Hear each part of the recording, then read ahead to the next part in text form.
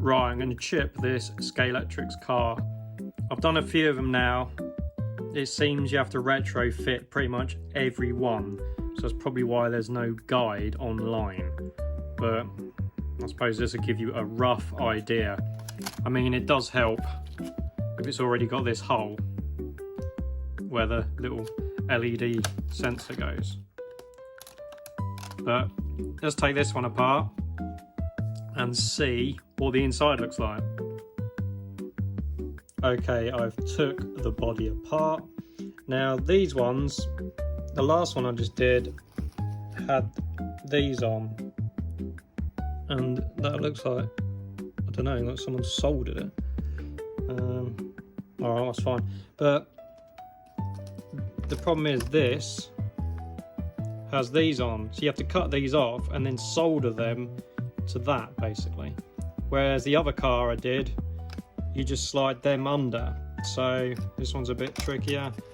This one, the body looks like it's got a lot more space, whereas this one, I'm probably gonna have to Dremel this out, and for all I know, I might even have to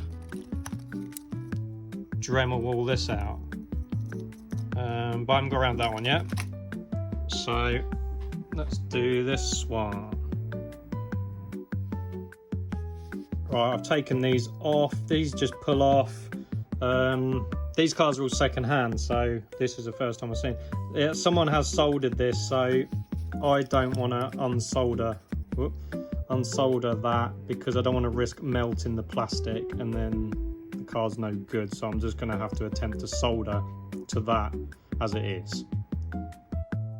Okay, I'm pretty sure if you're going to be doing this job, you probably know how to solder, so you don't need to see me doing that. But there we go, I've soldered those to there and soldered these on. So now all I've got to do is fit this. Now this car and the last car I've done, the base plate is pretty skinny, and you normally would drill a hole, make that hole bigger, but the problem in doing that is then this is going to stick too far out the car. So I'm going to have to drill it sort of so halfway so I don't come out the bottom. And then I'm going to have to use the tiniest amount of super glue to tack it.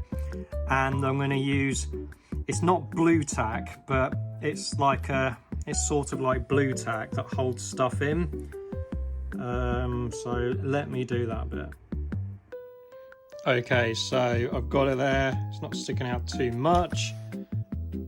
It's just embedded. So now I'm going to have to tack this in and then put the, I don't know what you really call it. We'll call it blue tack. It's not blue tack, but it's like blue tack. Around it, and then that should secure it in.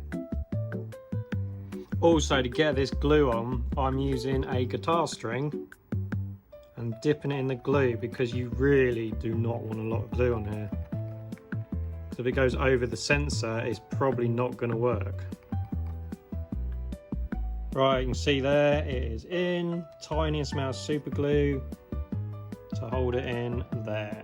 So now I've got to get the body on. Now this is just trial and error. Hopefully it will just go on because it doesn't really look like as much in this one. Right, I did run into one problem with this car, so ignore the chip out the back at the moment. There is a bit here, but I can't actually Dremel that out, so I've had to bend these prongs. So now I've got to try and get the chip in. There we go, so it's always trial and error. Right, I managed to get it in there, wiggling it around a bit. It's quite a tight fit, so you can see it's very tightly put together. Ooh, but it's in there, so, and that's there. So hopefully that one will work. But as I said, every one you do is completely different inside, and you just have to put the chip in, put the body on, try and look in the body, see where it's hitting, and then Dremel parts out. I mean, this is one I did before, and I think you can see the chip is here, look. So there on the other side there is a plastic bit which is the radiator. Well, I had to carve out the whole radiator section under the body to fit the chip in because there's just no room on this car here. The engine's here and there's just no room. So as you can see, oh, good suspension, that one. Yeah, as you can see, I had to put the chip in the side right at the front on that one. This one, the chip is basically, if I use this chassis as an example, the chip is on the side of the motor here. So that's those two done. I've now got to do this one. And again, it's going to be complete trial and error fitting a chip in there. I think I'm really going to have to Dremel this out, and I hope it goes on the top. I don't know, I might even have to remove the driver, but we'll have to see. This one as well, I balls this hole up, so I accidentally picked the wrong drill up. Silly me, but there we go, but I will get it in there. Okay, this one is done. It's a bit trickier because one, I stuffed that hole up like I said, so hopefully that's alright, we'll find out. And like I said, these are second hand, so this screw here was all threaded, so I couldn't even close that side, so I've had to put a bigger screw in there to re-thread itself, but at least it's in. So hopefully, I mean, all the other ones I did worked fine, so all I can do now is put all these on the track and hope they work. Okay, I've run into another problem which I've never had with the other cars, and it goes backwards. I swapped the wires around this side thinking maybe it was that, but I don't know, maybe these cars are different to other cars, so I'm probably going to have to swap the motor wires around, because normally I've done them exactly the same as it should be, but I don't know, I want to run backwards. And what's funny is the other car does the same thing. So okay, I'm going to swap the motor wires around now and see what happens.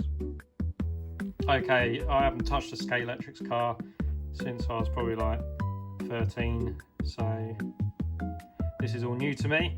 Well, I swapped them round and it hasn't made any difference, and this is where these go, that's where it originally was, so I don't know, I'm going to swap them over and see if it runs. Okay, for whatever reason, I have no idea, it goes forward now.